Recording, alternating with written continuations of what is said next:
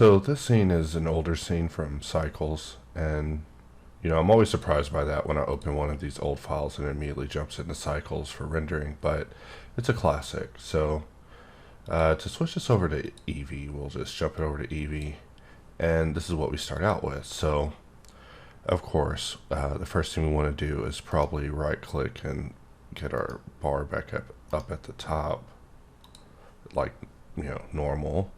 And then under the opt-in options, we'll set the viewport to show render at the very least. And we'll jump to the render tab of the hops drop down, and we'll just look at our Eevee LQ and HQ. So right now our LQ is set to 64 and our HQ is set to 2048. I could jump it up to 49.6 if I was feeling froggy, but really not trying to risk it. So we'll keep it low. And we'll just start off by pressing Alt V and jumping into Look Dev. And I'm just jumping through my Look Dev environments here to just find one that, I just want to go with today. And this one looks pretty good. And we'll select the floor, make sure we have the floor selected. Alright, I guess for some reason there is no floor. So we will just Shift A, add a plane, and just scale out this plane big enough to encompass the scene.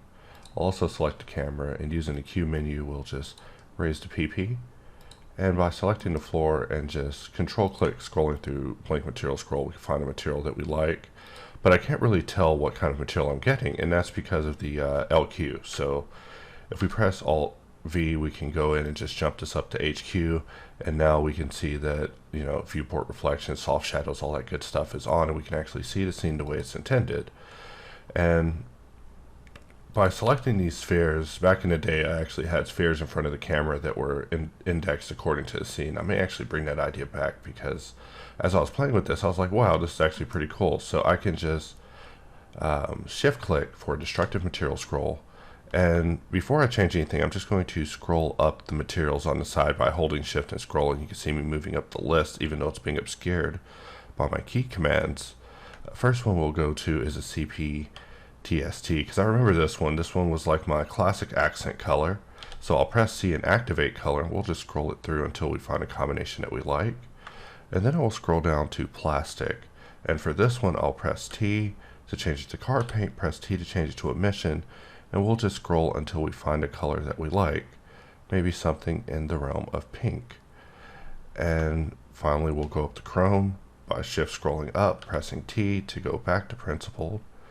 And we'll press C to turn color off, and we will just scroll through things until we get a nice reflective chrome.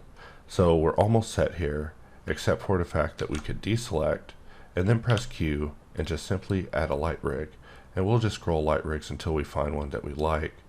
I like to have something with a nice side reflection. Keep in mind that the light setup is completely randomized. However, we do aim to get it to be a little bit more tipped in our favor in the future as far as the results that we want to see. But at this time, I find it to be well calibrated for cubes and simple props just for presentation like we're looking at here.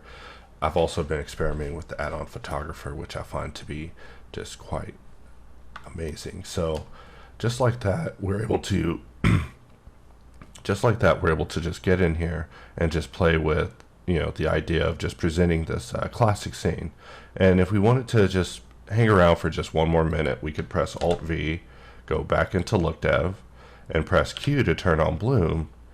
And it sets the bloom to the settings that I typically have it at when I'm trying to really understand what's going on with the bloom. It's not intended to be the final result. You should definitely go back and dial it back from an intensity of 1 to something a little bit more reasonable.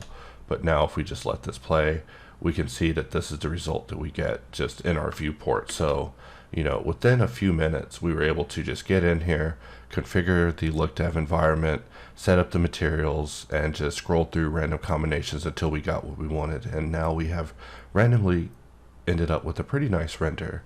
So that was the goal of today's video. And with that, I'll see you guys next time.